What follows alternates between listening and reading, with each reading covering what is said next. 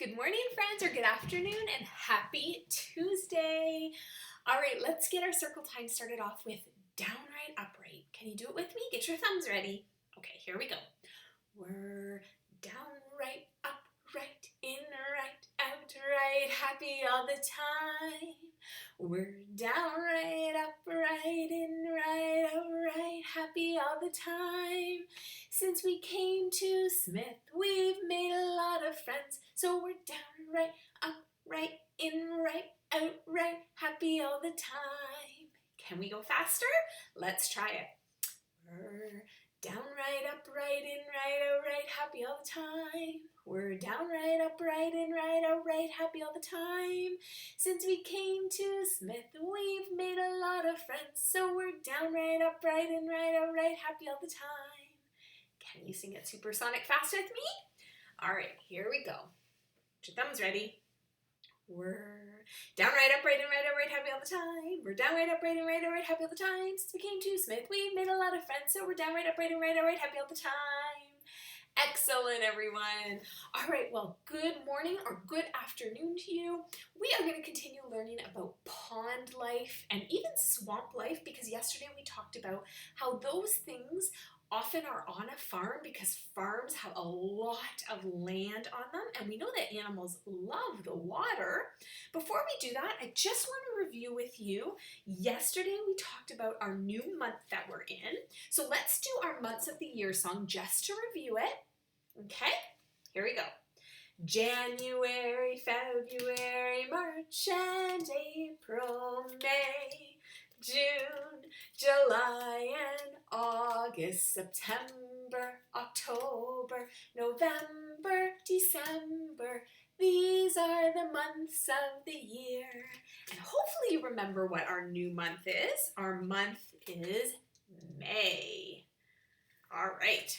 So let's get talking about the pond. Yesterday, we talked about ducks, and we read a great story about the life cycle of ducks, and we learned a little new duck song. So let's practice that again today. Remember, you need to stand up for this song. I'm gonna do the same. I have to move my computer just a little bit so you can see me. All right, so it goes like this. Put your hands up high, put your hands down low, put your hands in the middle and wave them just so. Put your elbows in the front, put your elbows in the back, put your elbows at the side and quack, quack, quack. Awesome. All right, so ducks often live at a pond, and you can often see ducks on a farm.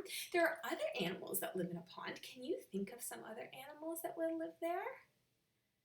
The one that I thought of that maybe we could talk about today is a frog, because a frog lives at a pond, right? And I wonder if you've ever seen a real life frog. When I was little, I used to love catching frogs at the cottage, and we'd catch them and we'd watch them hop, and we had so much fun. We always let them go. Make sure if you ever catch an animal that you can play with it for a little bit if you're really gentle, but you always have to let it go back in nature, right? A frog would never want to live in your house if it's used to living out in the wild. Before we read this little story about frogs, I thought I would show you. We talked about how ponds or swamps can often be found on a farm. And I found this little book at school. If your mom or dad is with you right now, they might remember this from when they were in school. These are very old. I used these for a long time when I first started teaching. They're called anthologies.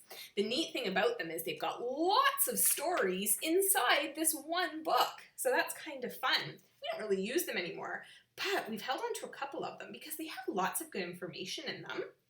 And I thought we could read something really quick. This one, it's called What Good is a Swamp?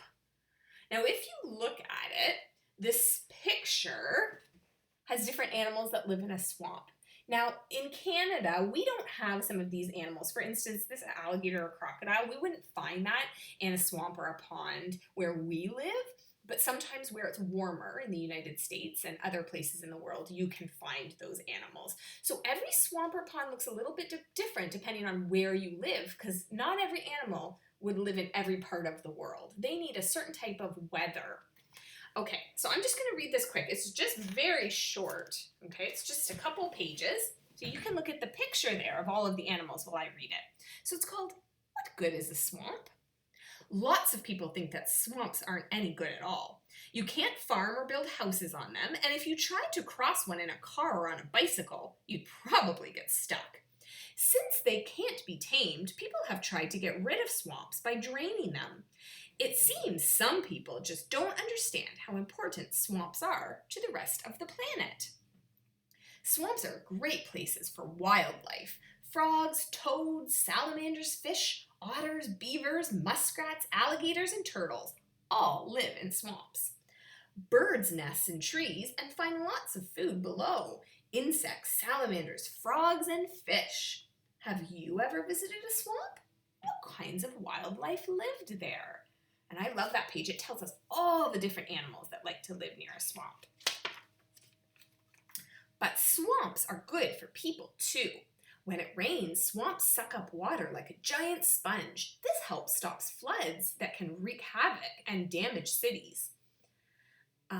Swamps hold the rain and the runoff, releasing it slowly when the weather is really dry. The bottom line, swamps are important both to animals and to us. And I love this. So see how when it's raining, this is kind of silly because it's got a fish holding an umbrella. We know they wouldn't do that, but the fish and the frog are underneath the water and it's raining. And then when it's really bright and sunny outside, the swamp, it can evaporate some of the water there, can evaporate, and that can help the environment too. And then I like this picture because it's got a picture of people looking at the swamp and appreciating the swamp. Of course, they're not going to hurt any of the animals, but it is really fun to look. And I see an owl, and the other page told us that the birds like to eat some of the animals down here, and that's okay. That's just part of the life cycle. That's what happens. But you can see, I even see a snail in that picture. So lots of different animals live in swamps. So the one animal that this little passage told us about was frogs. So I have a frog book. Before we read this frog book, I thought we could do 5 green and speckled frogs. So you need to put up 5 fingers, and I'm going to put up my 5 frogs. Are you ready to sing with me? 5 green and speckled frogs sat on a speckled log, eating the most delicious bugs. Yum, yum!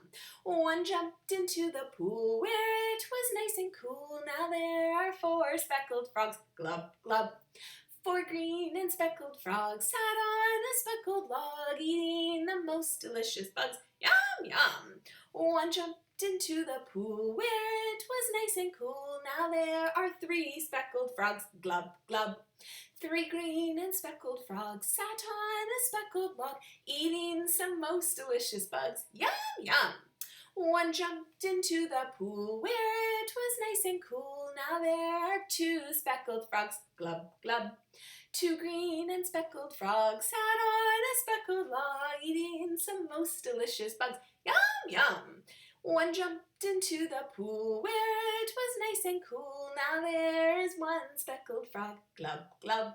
1 green and speckled frog sat on a speckled log, eating some most delicious bugs. Yum, yum! He jumped into the pool where it was nice and cool. Now there are no speckled frogs. Glub, glub. All of the frogs have jumped into the pond or the swamp. They always take a break out on the logs and things like that, and they kind of warm up, and then they can dive underneath. So that is the habitat of a frog. Is a pond or a swamp. So let's read a little bit more about frogs. This is the same type of book that I read yesterday about ducklings. It's a Watch Me Grow book. I'm going to try and get nice and close to the camera so you can see the pictures. And again, this is a non-fiction book. It tells us real things about a frog. Oh, friends, you can tell that this is a well-loved book. It's got a little rip in it, but that happens. No problem. There's our title page. And our table of contents. Remember, we learned yesterday that a table of contents tells us what page we can find information on. All right, here we go. I am a frog. I love to croak. I have slippery skin. I live in water and on land, and I have long legs, and I leap very high. Here I am with some of my froggy friends in our pond. See them? Oh my goodness, look, it looks like the 5 green and speckled frogs, just like we sang about. It says, a frog's skin is soft and wet. Big eyes help frogs find food. Frog ears are flat. Webbed feet help frogs swim. Oh, friends, we learned about that yesterday with the ducklings. They had webbed feet too. Splish splash, frogs love water. Look for them in ponds, rivers, and marshes and swamps. Before I was born, Mum laid thousands of eggs in a pond, and then Dad fertilized them. To do this, he had to stay very close to Mum while she laid all her eggs. It says, calling all frogs. Croaking is the frog's version of talking. Croaking is how male frogs tell female frogs where they are. It says a group of eggs is called frog spawn, and all of these black dots, friends, they are the eggs. Dad held on to Mum while she laid her eggs, and Mummy's tummy is still full of eggs. It says the mother frog can lay as many as 4,000 eggs. Frog spawn have food inside them for the growing tadpole babies to eat. So inside each egg is a little bit of food. Now I'm growing inside my egg. I already have my tail and gills. In a few days, I will be big enough to wriggle out. A frog's life begins as a tiny black egg. The jelly around the egg protects it from bumps. After 9 days, a tadpole is almost ready to hatch out. After 10 days, I start to push through the sticky jelly. Frog spawn floats to the surface of the water and it is warmed by the sun. The jelly swells in the water to protect the egg, and the tadpole hatches after 10 days. Friends, I know these look big in the book, but they're really, really small. They just made it look big so you could see what's inside it when it's growing. Okay, do you know what a baby frog is called when it first hatches? It's not a frog. Do you know what it is? I'm ready to hatch out. Once I'm out of my egg, I swim up to the surface of the pond where it's warm and there's plenty of food. Hundreds of tadpoles hatch at the same time. It takes all day for a tadpole to work its way out of the egg. Friends, that's similar to the duckling. Remember, I think they said it took 10 hours for the duckling.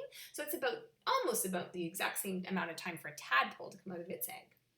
After hatching, tadpoles rest for a few minutes before swimming off. Great gills. Sorry, friends.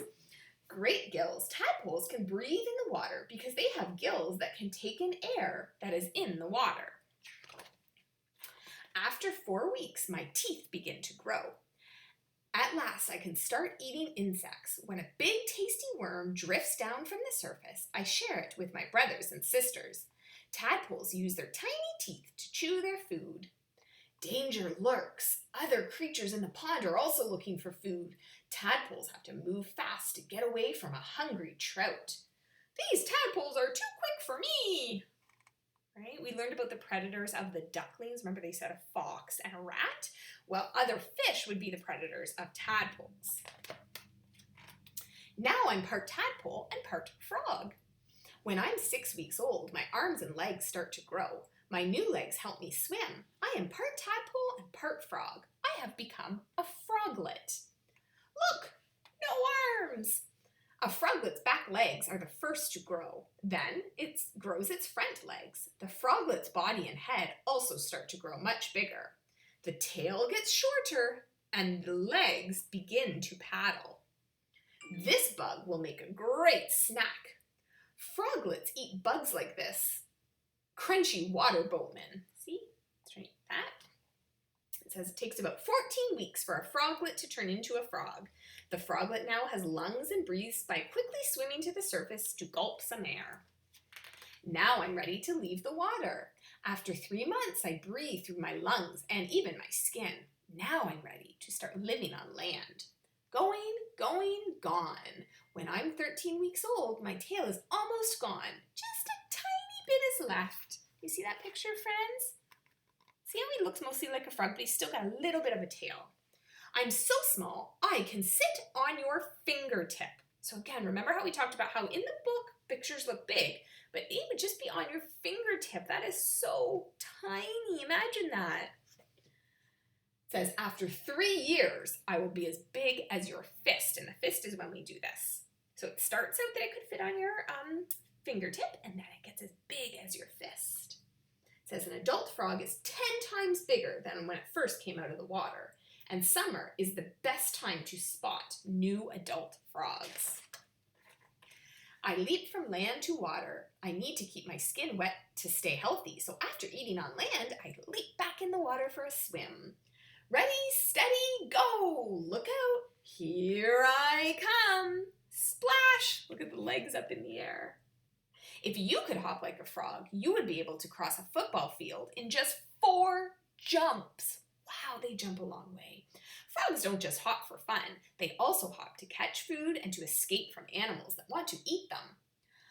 A frog's tongue is attached to the front of its mouth, not the back, so it can reach further for yummy bugs. See its tongue? Oh, there you go. See how it's reaching out there? The circle of life goes around and around. Now you know how I turned into a slippery frog. Croak, croak. See you next spring.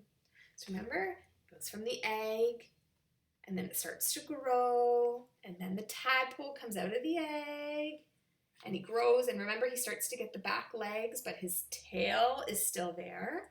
And then eventually he gets his front legs, and the tail starts shrinking a little bit, like this, and then he grows into a big adult frog, and then we know that the adult frogs lay the eggs, and it just keeps going around and around and around. And then here's some pictures of different frogs from around the world. Okay, friends. So I think that's going to be it for today. Miss Hildebrandt has left some activities for you on our D2L page. So after you're done watching this Circle Time video, ask mom or dad or grandma, whoever's with you, if they could help you go to D2L so you can see what Miss Hildebrandt has left for you. And I think it's time for us to say our goodbye. Are you ready to sing? See ya later, alligator. After a while, crocodile. Be sweet, parakeet. Give a hug, ladybug. See you soon, raccoon. Out the door, dinosaur. Take care, polar bear. Blow a kiss, goldfish. Bye, everyone. See you tomorrow.